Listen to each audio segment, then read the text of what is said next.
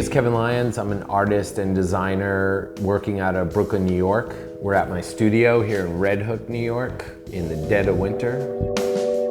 Originally, I'm from Connecticut. I went to school in New England and then wound up going to the Rhode Island School of Design for film and animation. I just sort of plopped myself in New York when I was 22 years old. When I was growing up, all I did was draw. I drew from the moment I woke up. I played sports or I was drawing.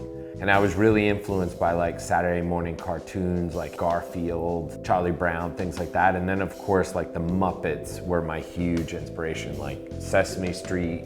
I think subconsciously that's where I get a lot of my material now. Well, I think sports in general, like I worked at Nike as well, and I've worked for Adidas and also skateboarding. So I grew up like dreaming of working for a skateboard company or Nike or Adidas or one of the big shoe companies.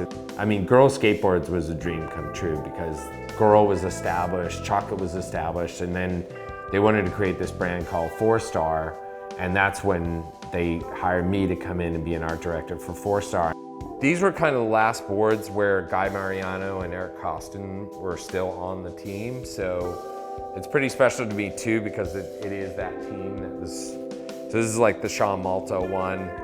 There was a point where the monsters were super popular, and this is actually the Colette, the special Colette version of this board, but I basically did one for like every skater. This is like a helmet I did for a brand in France called Ruby. And it's pretty funny, we basically did like fuck the police, die young, live fast, kill, kill, kill on one side, and then the other side's telling you to be careful, slow down and enjoy life, don't speed.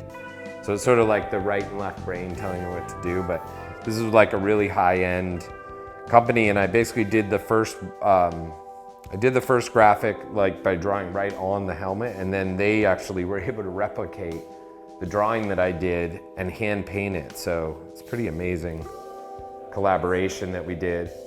With the towel itself, I think that's what was the original idea, was on my first towel I was gonna try to do just like big monsters, how watercolor and abstract sort of painting mix how I use towels.